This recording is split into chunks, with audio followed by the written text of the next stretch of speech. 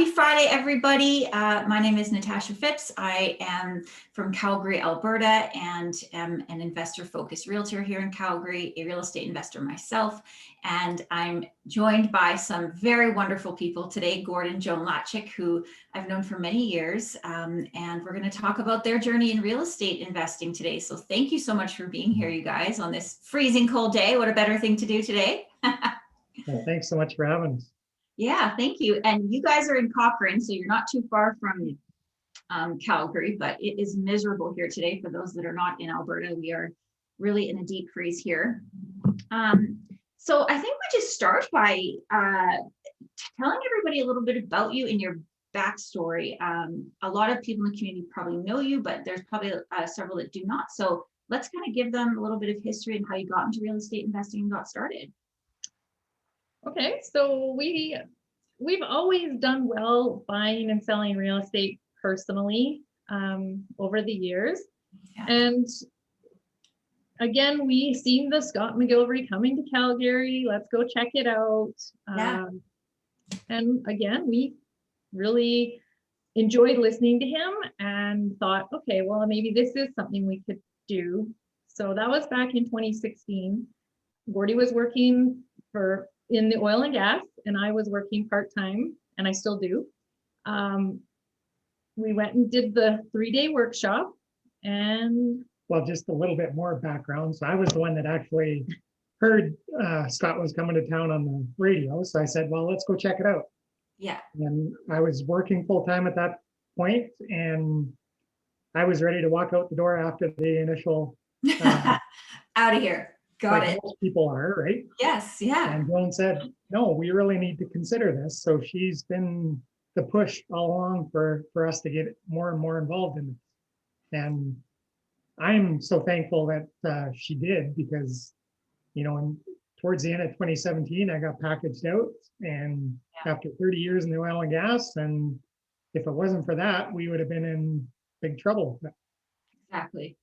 That right there is one of the first things I always talk about with people about real estate is you need to have some sort of backup plan, and the fact that you had that in the works and you were gaining the knowledge and you had the ability to, okay, we're going to pivot, we know what we're going to do, or we've already started. I'm always curious with couples too, like, were you both really excited about this at first, or was one of you kind of a little bit apprehensive? How did you deal with that as a couple? well, I think like Gordy said, he was kind of ready to walk out the door. We listened to Scott for the 2 hours, and it was like, okay, let's go. Yeah. And of course, it is an investment, right? Like, you're paying to go carry on and go through the program. And I just was like, no, I think this is something. It's 3 days. What else do we got to do? Let's just go do it. For sure. I think at the time it was $1,000 or whatever for the 3-day weekend. So yeah, we got out the credit card. Yeah. We signed up for the 3-day weekend. But we're like so many other Canadians too, in that at that point in time, for me, I was working full time. We had our RRSP investments. All that was, you know, making gains. It wasn't fantastic by any means, but again, it's like so many other people, you don't really You believe what you're being told growing up. That's it's right. what's been drilled into us right from being kids, right? Yeah. Pay down your mortgage, invest in RSPs, get yourself set up financially for retirement, blah, blah, blah. Yeah, exactly. And that's such a common story. Well, I'm so glad you guys took that first step. And a lot of people getting going, or when they're first starting, have a bit of fear. Did you guys have fear? Did you have to overcome some of that, or like, how did you handle that? Well, again, you go to the 3-day weekend and you think, this is great. You've learned so much in that 3 days. It's like mind blowing. Yes. And one of the biggest aha moments for us there was we sat down with one of the workers, and we told her what we had. And in our minds, we had a piece of land, a quarter section, that was paid for. We had our cabin in Saskatchewan that was paid for. Mm-hmm. We had moved to Cochrane, and when we were in Cold Lake, we didn't have a mortgage, but when we moved to Cochrane, we had a mortgage again. Right. So we went with the shiny new thing and buying a brand new house and that whole 9 yards. So when you Big do that, mortgage. you wind up taking on a mortgage. So Yeah, But absolutely. learning like how to leverage, that was a big aha moment for us because like she said, you have these two pieces of property paid for, you should be leveraging those. Yes. And so that was like huge for us because in our minds, those were paid for. And when we were ready to retire, Mhm, we would sell them mhm, and carry on our merry way. But exactly. Yeah, but again, once you understand, like it's scary to go ahead and leverage those because again, you're taking on debt that's and right. everybody's Oh, don't take debt, right? Yeah. That's kind of, yeah. yeah, no debt, no debt, no debt. But once you understand good debt versus bad debt, and that's part of our real estate education, it's once you understand that and realize the potential income you can generate utilizing those assets, it's incredible. It is, it's huge. Yeah. And you start just doing just some basic math on a, like you said, two properties, leveraging the money out of that, doing some basic math on that and what that would do for your retirement is life changing. Like it really does start changing those numbers significantly. That's so when did you move to Cochrane? in 2011, Oh, okay. Okay. So you had been here a little while since then. And then I'd love to hear about when you got started and kind of what strategies you were interested in at that point, or which ones did you kind of move towards? well, I think when we first started, once we learned how to leverage, we talked to the mortgage broker, got things set up where we could borrow against those properties. But because Gordy was still working full time, we also have 3 boys that were all involved in hockey. So we were busy. We're a very busy family. Yeah. So in our minds, just getting those properties leveraged and trying to find passive investing was the way we kind of started. And as well, once we learned how to invest our RSPs into real estate, that was another big Yeah. move for us. And so we started in 2016. We bought 3 properties pretty quickly. Well, the one we had gotten with you was the suited duplex here in Cochrane, which Yeah. was That's when we first met. it took a few months because it was being built brand new. Mhm. So that was in the works, but didn't come to fruition until the spring of 2017. So, but just the learning about even being property managers and renting the property it's a big learning curve for sure. Absolutely. And then you mentioned the RSP lending. Like this is something we haven't talked about really on any of these interviews, but I think that's something that is a way to get into real estate passively. It's not going to take up a ton of your time. You're not having to worry about tenants and rentals and all of this kind of thing. Can you explain to people just a little bit about how that works if you know nothing about these types of transactions? What does it mean when you say that you have invested your RRSPs? What would that mean to someone who has no idea what that means? So it's a matter of taking your money out of the bank, which they're going to fight you hard on that, Yeah, and putting it into a self-directed RSP vehicle. exactly. I've done mine through Olympia Trust. Yeah. Community Trust is available. There's CompuShare. There's a Mhm. number of different ones that you can do, self-directed RSP. Yeah. And once you have that in one of those financial institutions, then you can do as you so please with your RSP. Mhm. So I've lent mine out. Well, part of it's on land development deals with through Graybrook and Keyspire. Yeah. I've done a number of first and second mortgages. I've got 2 first mortgages right now. So that's, I've got 200 and some thousand notes invested in those that are generating us income. Yeah. So again, it's really the real estate education and how you can get your investments out working for you instead of, you working for your money, you get your money working for you. Exactly. It's truly Amazing. Yeah, and that's a game changer. Like a lot of people who have not looked at this have no clue that that is even an option. I'm looking at investing our kids' RESP money right now. So it's not something we haven't done, but the same reason, the same thing, like they don't need it for 10 years.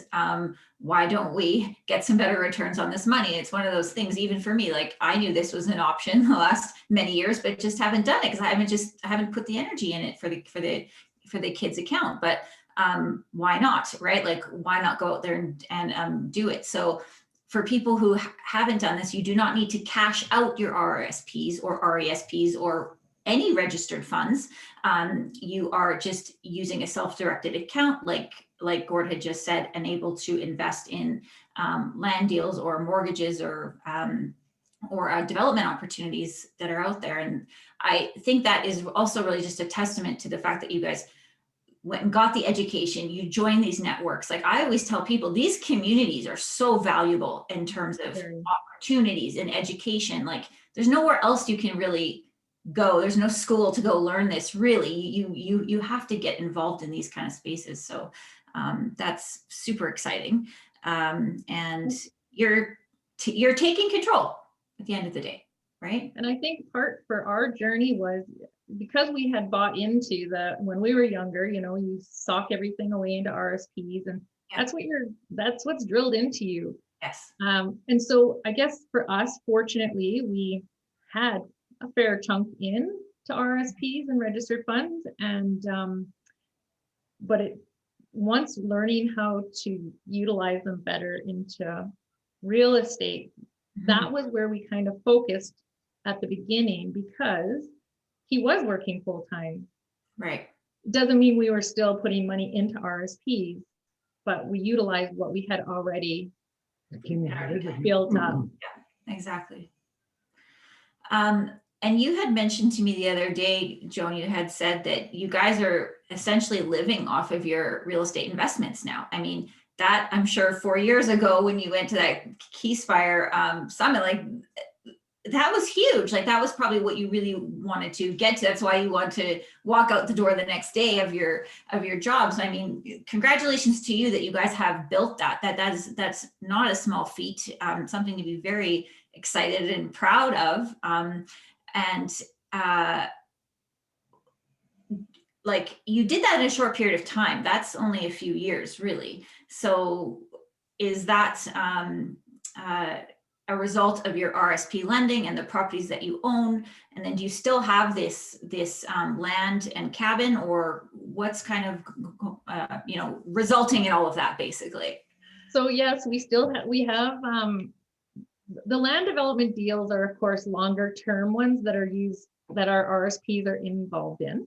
Yes. Those are like usually 3 to 7 years, but at the time when we invested in those, we were like, we don't need those right away, so it's not the end of the world to have them in long term. But since, like, once Gordy got packaged out, that was a big oh my God, what are we gonna do? Here we go. Here we go. And I mean, not that at that time he was still thinking he had to find another job, but we sat down with our mortgage broker and kind of put everything out on a spreadsheet of what we had, even what we still had available for RSPs. And all he said is, get that working for you and you guys will be fine. Yeah. So it's just a matter of really sitting down, drilling into your finances better. We, again, like I said, we had a big mortgage on our house here in Cochrane, and we didn't sign into the most favorable mortgage when we did it 5 years ago. Right. And again, you trust your advisor at the bank and they sell you on their products. And yes, of course, once you educate yourself, you realize what a mistake it was. But exactly. Yep. So I think you live and learn. So I think part of our journey has really been, we had to really find patience, because we needed to kind of, when he got packaged out, we looked at selling our house, but we all know what the Alberta market has been like for the last number of years, and it hasn't been fantastic.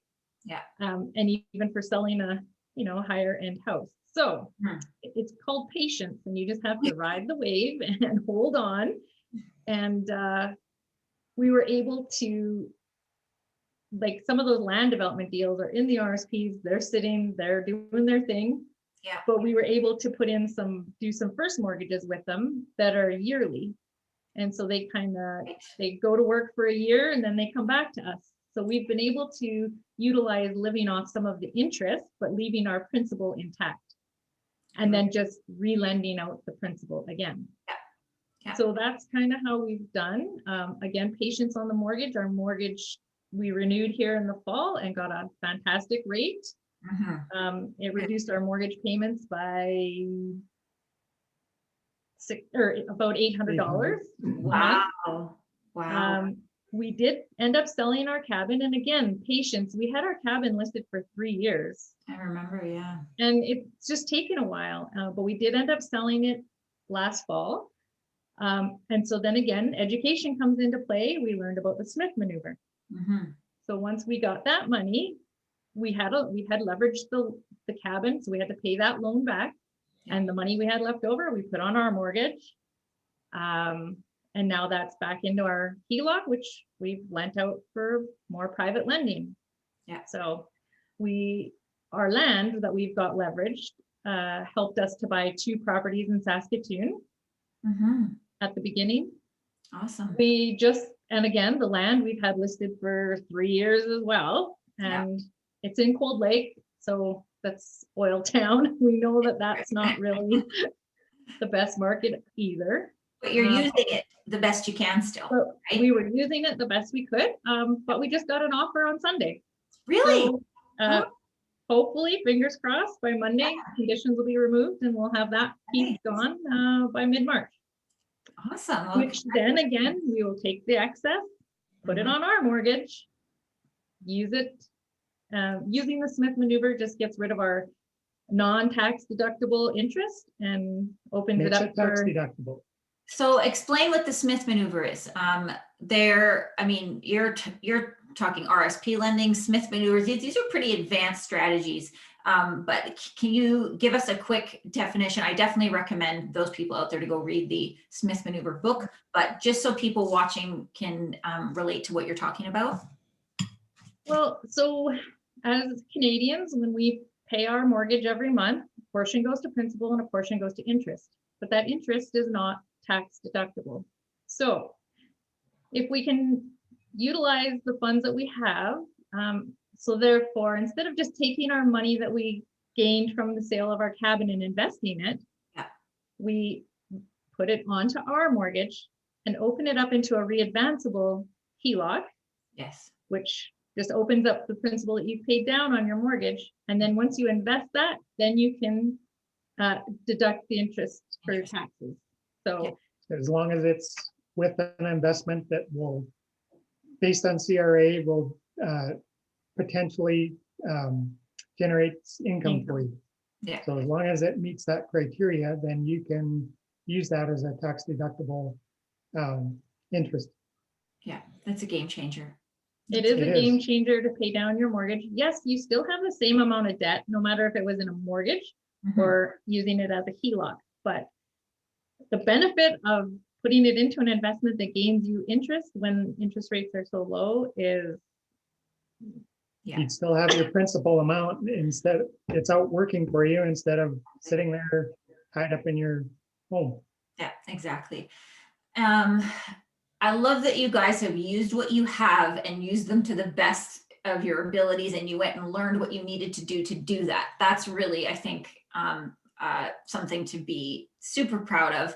The other thing you guys have done in your primary residence, and I always tell people, like, if you can make your primary residence some sort of investment income, or you're able to do that, then awesome. Or young people buying their very first property, like, keep that in mind. If you can, use that as a rental or give you cash flow down the road, that's definitely something to consider. But you guys are also adding a secondary suite to your primary home. Is that right? Yes, we're almost complete. So again, we have 3 boys. The first 2 have been gone for a while, and the third one just moved out in August. Oh, wow. So we're empty nesters. Yeah. And we have this big house, and it just, we don't need this much space. And so again, we weighed our options. Do we sell the house? Do we downsize? What's our plan?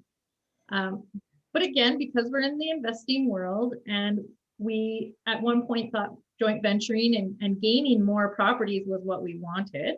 So we have a property, let's just suite it and use that. So then we okay, let's suite it, let's get it going. So we started that in the fall, getting all the permits, make it legal here in Cochrane. Exactly. And it's almost done. We're gonna have a executive 1-bedroom basement suite in the basement.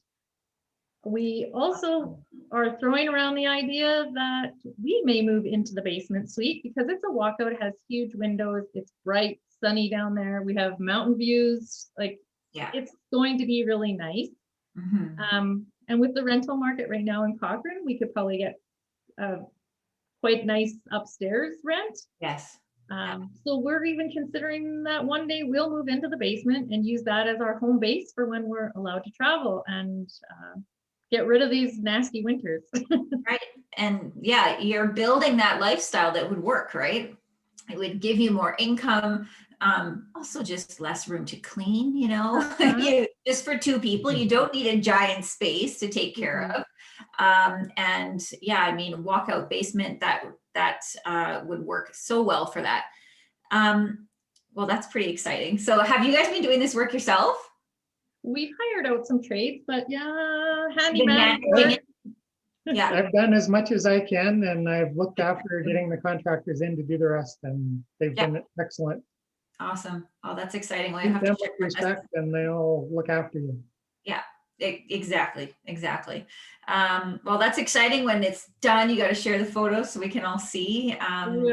That's great. I mean, that's taking what you have and making the most out of it, making income from what you already have. And I think you guys have done an exceptional job there. You also in the past year have gotten into a totally different strategy, as far as I know anyway. And this is some land development in British Columbia and new builds. Is that correct? Yeah. Yeah. Yeah. From what I know, there's residential lots and you're going to be actually coordinating the builds on them and sales of them. Is that right? So right now we're joined up with Shelley Visser, a wonderful lady, she's fellow real estate investor. She's fantastic. And we partner with her to purchase 6 of these half-acre lots on the Shadow Mountain Golf Course in Cranbrook. Beautiful area, lots of outdoor activities. Yeah. It's fantastic. So, and these lots had come up Wholesale price. Yeah, we got them at a wholesale price. So it, again, one of those things that we've never done it before. We're trying to educate ourselves, and it's been a lot of learning. And sure, you know, even the whole marketing aspect, we're trying to do that on our own. We're learning a lot, and we still got a lot to learn. But it's really how to generate that interest.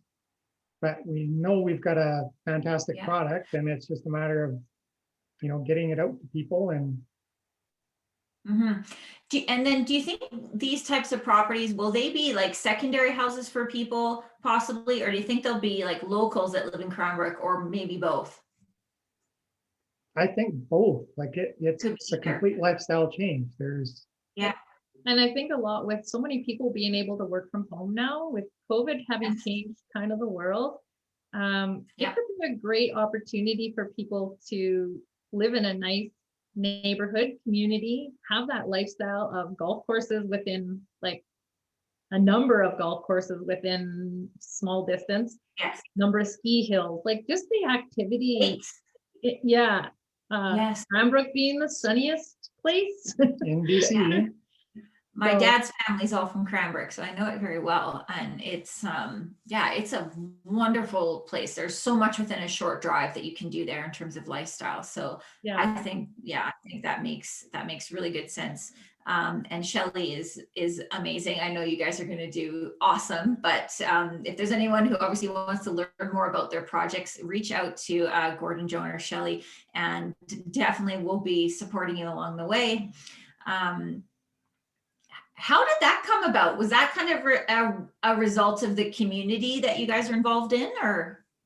Yeah, one of Gordy's involved with a Calgary mastermind group, and so it was brought from there. And yeah, we were just given the opportunity to go check it out.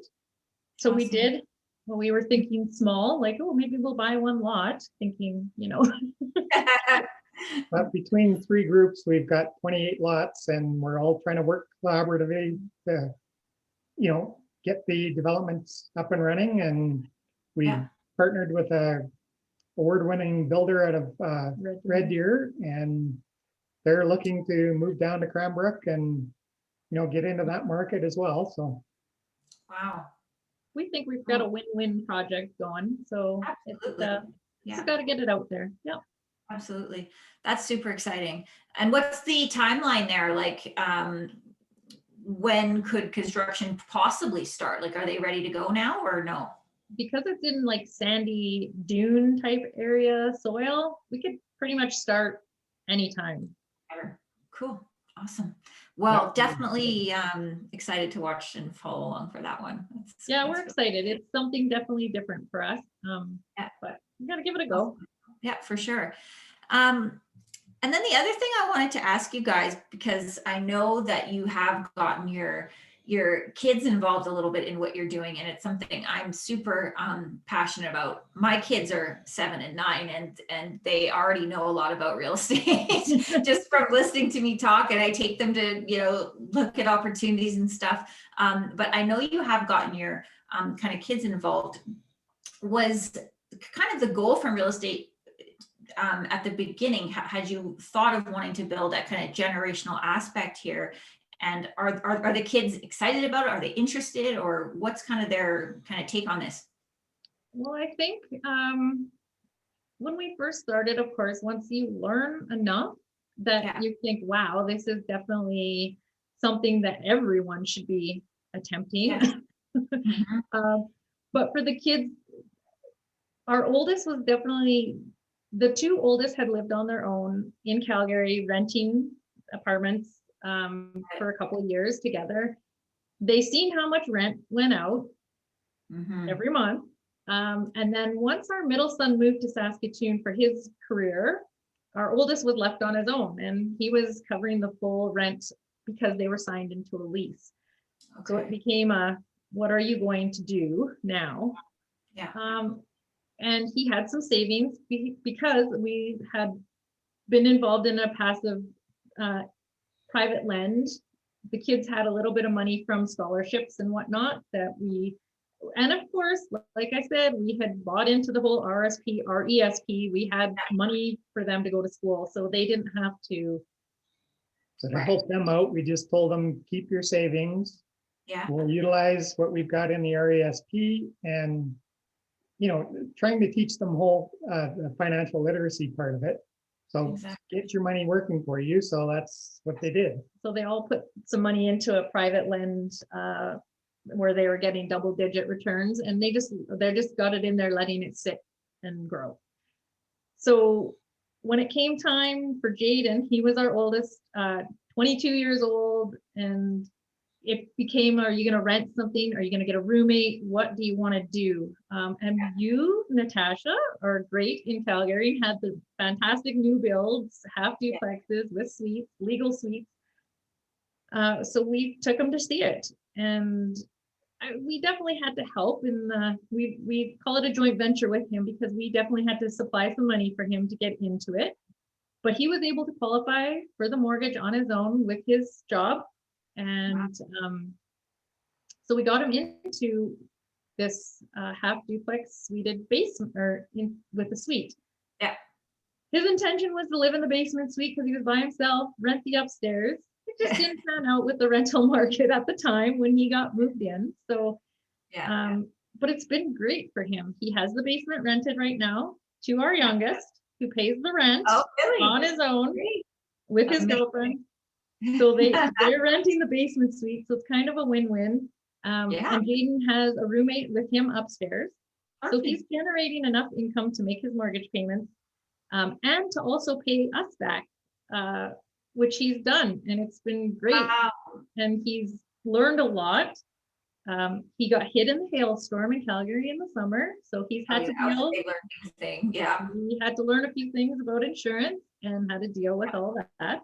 And we helped them along with it, and Yeah, but he's learned so much now that he's considering a move to a different province, but he's already thinking, when I move, I have to find a property that has an income suite. Oh my So God. the wheels I'm just are like already so turning. proud of him. And Excited by some of it. I'm just like so excited. Oh my God, that's yeah, awesome. and he'll keep this property. He knows, like, it'll rent. Exactly. He can hire a property manager. Yeah. And that's there for him. yeah, he understands it's wealth building for him, so. Exactly. And to start at 22, I mean, that's just, it's astronomical, the head start that gives him. So Yeah. I really have no words. I think that is so awesome. I hope my kids are just as interested when they are older. And you know, my mom was kind of similar in that. So she worked for the bank, and when I moved out, we lived in the country. So as a kid, I wanted to, you know, get into the city when I was an adult. But that was one of the first things. She's like, do you want to pay into this person's mortgage, or do you want your own mortgage? Like, it's really that simple. And if you're going to pay rent, you see that much money going out every month. Like, it's really a no-brainer. But to have the support there from your parents and to guide you along the way, because there is a lot, you know, that obviously goes into it, and it's scary. And having the network behind him to kind of push that forward is huge. So just big props to you guys as parents, period. Like the other two boys are not quite there. The one in Saskatoon, him and his girlfriend have an apartment, and they can see the benefit, but I don't think they're ready to be landlords yet. But they totally understand the putting your money in an investment vehicle and watching it grow. That's the passive for them is where it's at right at the moment. Yeah. Which is fine. Which is totally fine. And it's better than just letting it sit there and do just what it's going to do with the bank. So they're still taking control of some aspect. They're getting some education. They are not going to, you know, be unclear in the power of leverage or investments or how to take control of this. So that's really what I think is so powerful for this younger generation to have. It's getting harder and harder to afford anything, to, you know, buy anything, even though interest rates are low. Like, lending rules over the years are just getting harder and harder. So having as much of this knowledge at your fingertips is paramount. So and when they're ready, we will help them, just like we did our oldest, and keep them going. And also in our journey of learning all about real estate investing, I know a couple of my friends, they're like, why don't you just become a realtor if you're into real estate? But I'm like, real estate investing is so much bigger than just buying and selling property. Totally. So no, it's not, that's not, I don't want to create a job. I'm trying to live a lifestyle. Exactly. That's exactly right. And that's a common question. Should I become a realtor if I'm going to be a real estate investor? And unless you want to be a realtor, then be a realtor. But if you want to be a real estate investor, then be a real estate investor, right? Yes. It's like all the tasks and stuff we do as realtors, it just takes away time from what you could be doing and focusing on your actual investments. So I think that's really good advice. What's kind of next for you guys? I mean, we talked about it a little bit. You obviously have you've got a lot going on. You got these this suite conversion. You're doing this land and development deal in Cranbrook. Are there anything else you guys are kind of interested in, maybe in the next few years pursuing, or any other kind of goals that you guys might have coming up for the next few years, or where are things going to take you? Again, as we've educated ourselves throughout, you know, the time we've been doing this, we've kind of changed paths a little bit. Our journey is completely different than a lot of people. Yeah. And we're more, I think now, focused on, instead of acquiring a whole bunch of properties, we want to be a private lender and again have our money out working for us. instead of, having to look after properties. We want to get out and travel when we can. Yes. Build a And, lifestyle. Mhm. and again, like we're involved in a limited partnership in the 600 unit apartment in the States. And, that's generating part of our income, and Yeah. hopefully that will be refinanced here by the end of the year, and we'll get our initial investment back out of that, and we'll get that back out working hopefully in another one. Mhm. Yeah. It's all about just keeping your money working. Just Yeah. keep the money working and making income off of it.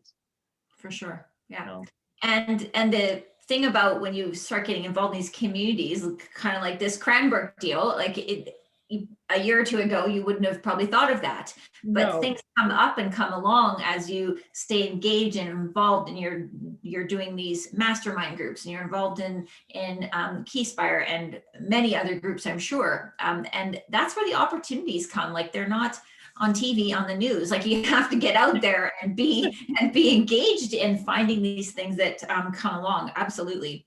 yeah. And putting yourself out there too. Like Yes. I never would have been doing this a year and a half ago. I I've come a remember long way when it comes to this. you absolutely have. I remember just a year ago, I think you guys were starting to do your first kind of live streams. And I had Bumbling and bumbling along. that was at the summit. I think we were talking about that. Yeah, but you put yourself out there, you get over yourself and just get out there and let people know what you're doing. So that's a big thing to get over too. I think part of it is I just want to help people, like our friends and family, if they only would just ask questions and we could help them. Well, we've helped family as much as we can, the ones that have been interested. Yeah. Like we've got my parents who are old school, don't have any debt, don't use credit cards, for everything. just and once we started, we got them, their house was paid for. We helped them leverage their house and they doubled their income. Like, Amazing. it's simple. It's they don't do anything. Like, they didn't have to do anything except a little bit of paperwork, and we helped them along the way. Of course. Yeah. So And they realize that money will come back and they'll still be mortgage free. It's out working for them right now. Mhm. And they're getting a fringe benefit because of it. Yeah, for sure. Well, I mean, you guys have come such a long way in a short period of time. What would you kind of give as advice for people just getting going? Like, if you were talking to yourself 3-4 years ago, what would be the best piece of advice that you could give? I mean, I think you guys have come a tremendous way in a short period of time, but I'd love to hear what you guys would say to those people just getting going. For the people that are just trying to get going, leverage the people that are in this community. Yeah. Everybody is willing to help. It's such a supportive group. It's just a matter of, again, putting yourself out there, asking for help, asking for advice, and don't be scared. Yeah. Yeah. That's the biggest thing. the other thing I think is lots of people have maybe properties they could leverage. They've got equity sitting. They just may not know how to get it out and get it working. And they're scared of the debt, which learn what's good debt and what's bad debt. Education, for sure. Education is huge. Just And to don't understand. just rely on your bank. Get out and talk to others. Mortgage brokers, realtors, everybody is there to help. Yeah, exactly. Yeah, and get that investor focused team around you, right? Don't just call any realtor or call any bank or call any broker. Try to find someone who's inside this space. And I mean, it's easier than ever now to, I think, do that with just how Facebook groups have evolved and how much information is out there, and YouTube, and just Facebook groups. Like, it's awesome to see how supportive this community is across the country. So I agree with you completely. There's really no reason that you can't get connected with these people in this day and age, really. And there are so many deals out there. Like, people, there are some hardworking people that really want to gain a ton of properties, and they need money to do that. And so there's opportunities everywhere. Yeah, everybody's journey is different. Yeah, absolutely. Yeah, absolutely. Well, that was kind of everything I wanted to cover today. I think you guys are such a lovely couple, and Thank you. very just happy to know you guys, and have enjoyed watching your kind of story unfold over the last few years and continue to. For those that want to maybe connect with Gord and Joan, I will just tag them in the post below so you can reach out to them via Facebook, unless there was another way you wanted people to reach you, but does that work okay? Yep, That that works works fine. fine. Great. So we'll do that. And other than that, I just thank you guys so much for joining us today. And yeah, everyone go follow Gord and Joan. Make sure that you're following along on their progress. And yeah, I just hope you guys have a good rest of your day, and we'll talk to you guys very soon. Thank you, Natasha, for having us. And thanks for all your help over the years. Yeah. Oh, my pleasure. And your team. Yes, I got a great team. I'm very lucky. I'm very lucky that way. Okay, well, have a great long weekend, guys, and You too. connect with you soon. Thanks. Bye, Take care. everyone. Bye-bye.